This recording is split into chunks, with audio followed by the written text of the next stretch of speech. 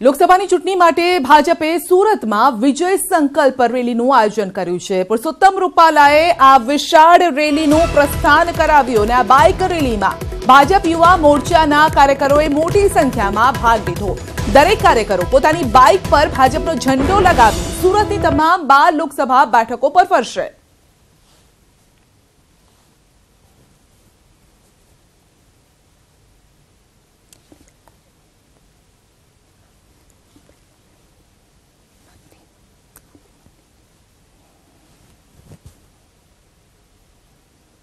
एक बूथ मांथी कार्यकर्ता आज मोटरसाइकल पर पार्टीनो ध्वज लगाड़ीने समग्र राष्ट्र में केसरियु माहौल सर्जवानो पार्टीनो आ कार्यक्रम छे। एना भागरूपे सूरत महानगरना कार्यक्रममां अमे उपस्थित छीं।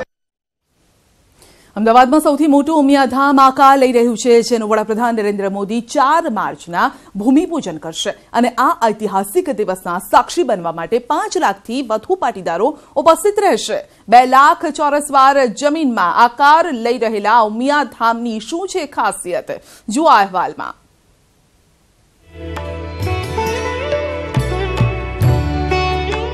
અમદાવાદના જાસપુર ખાતે 2 લાખ ચોરસ વાર જમીનમાં વિશ્વ કક્ષાનું ઉમિયામાનું દેદીપ્યમાન ભવ્યાતિભવ્ય મંદિર આકાર લઈ રહ્યું છે। 4 માર્ચે મંદિરના ભૂમિપૂજન સમયે 5 લાખથી વધુ લોકોને આમંત્રણ આપવામાં આવ્યું છે, તો 3000થી વધુ બસો લોકોને લાવવા લઈ જવા માટે મૂકવામાં આવી છે।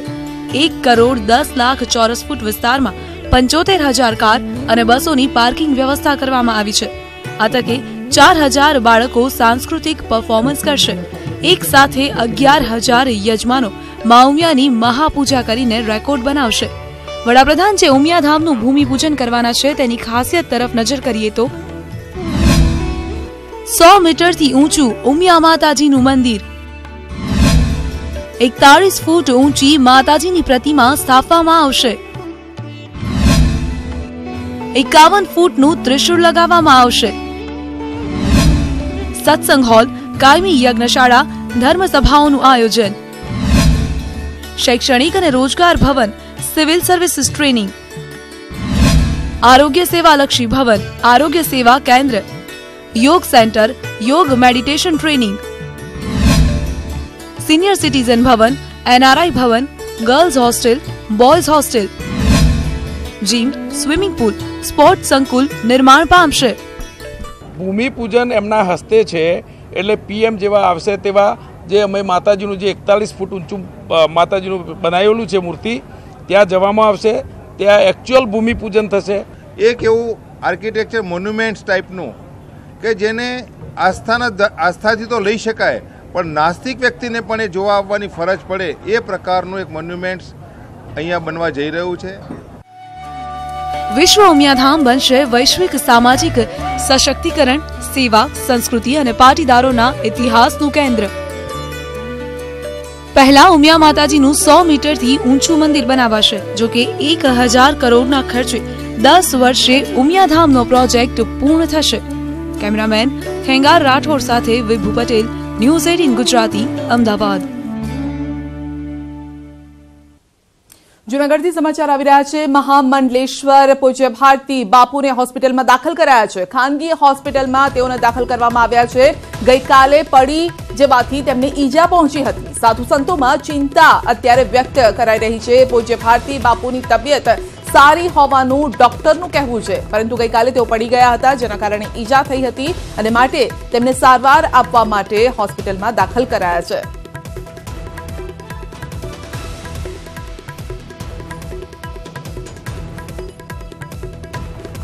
વડોદરામાં વીર જવાન અભિનંદનનું કરાયું અનોખું સ્વાગત। 1001 ફૂટના તિરંગા સાથે શહેરની શાળાના વિદ્યાર્થીઓએ તિરંગા યાત્રા કાઢી હતી। તિરંગા યાત્રામાં શહેરના પૂર્વ સૈનિકો સહિત યુવાનો જોડાયા હતા। વિંગ કમાન્ડર અભિનંદનને ભારત પરત આવવા બદલ યાત્રા યોજાઈ હતી। શહેર પોલીસ વિભાગના કર્મીઓ સહિત નાગરિકો પણ જોડાયા હતા।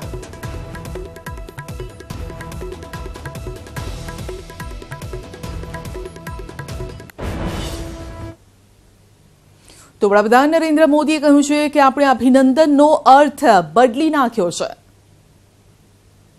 इस देश की ताकत है डिक्शनरी के शब्दों के अर्थ बदल देता है।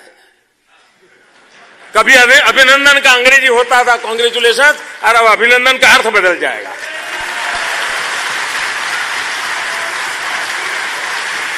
ये ताकत इस देश में है। आइए उस आत्मविश्वास को लेकर के चले, एक पराक्रमी राष्ट्र के रूप में आगे बढ़ना है।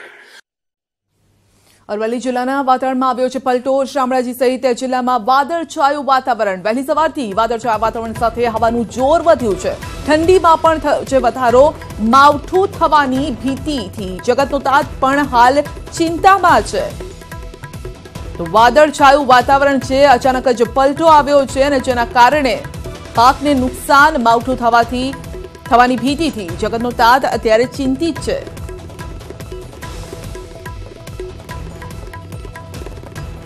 આ તરફ દાહોદ જિલ્લાના વાતાવરણમાં પણ પલટો આવ્યો છે। જિલ્લામાં વાદળછાયું વાતાવરણ છે અને ખેડૂતો અત્યારે નિરાશ જોવા મળી રહ્યા છે।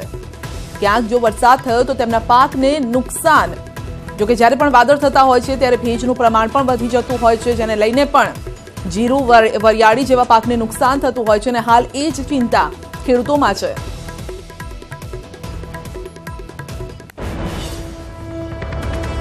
સાબરકાંઠા જિલ્લામાં પણ વાતાવરણમાં પલટો આવ્યો છે। જિલ્લામાં વહેલી સવારથી જ વાદળછાયું વાતાવરણ છે। ધીમા પવન સાથે ઠંડીનું પ્રમાણ પણ વધ્યું છે। વાદળછાયા વાતાવરણથી જીરું, વરિયાળી, એરંડા, તંબાકુ જેવા રવિ પાકમાં નુકસાન થવાની ખેડૂતોમાં ચિંતા છે।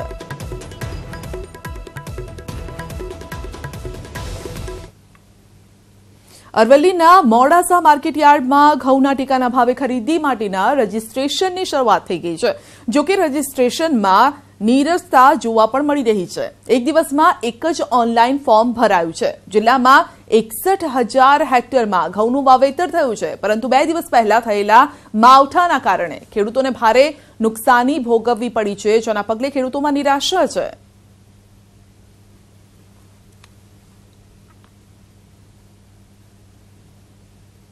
નર્મદા કેનાલમાંથી છોડાતા પાણીમાં ઘટાડો કરાતા રાજ્યની 18 લાખ હેક્ટર જમીનમાં સિંચાઈનું સંકટ સર્જાયું છે।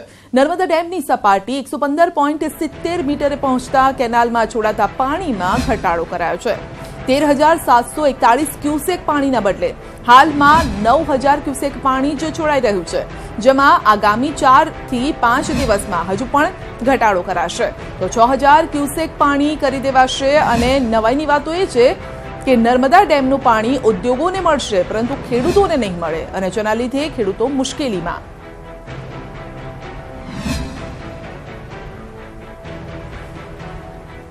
સરદાર સરોવર નર્મદા બંધનું પાણી હવે ખેડૂતોને નહીં મળે। જી બિલકુલ, આજથી જે સરદાર સરોવર નર્મદા બંધનું જે પાણી જે કેનાલમાં, મેઇન કેનાલમાં ગુજરાતભરને સિંચાઈ અને પીવાનું પાણી આપવામાં આવતું હતું, જે 13,470 જેટલું ક્યુસેક પાણી આ જે નર્મદા મેઇન કેનાલમાં ગુજરાતભરને આપવામાં આવતું હતું, જે આજથી બંધ કરવામાં આવ્યું છે। ઉદ્યોગપતિઓને પાણી મળશે, પરંતુ સિંચાઈ માટે પાણી નહીં મળે। એનું કારણ એટલું છે કે જે નર્મદા ડેમ છે, નર્મદા ડેમની સપાટીમાં ઘટાડો થતાં હાલ તો સરકારે નિર્ણય લેતા આ ખેડૂતોને સિંચાઈ માટે પાણી બંધ કરવામાં આવ્યું છે। ત્યારે ખેડૂતો પણ ઈચ્છી રહ્યા છે કે જે 15 માર્ચ સુધી ગત વર્ષે આપવામાં આવતું હતું, જે પાણી આ ચાલુ વર્ષે પણ 15 માર્ચ સુધી આપવામાં આવે, જેથી જેમનો પાક બચી શકે।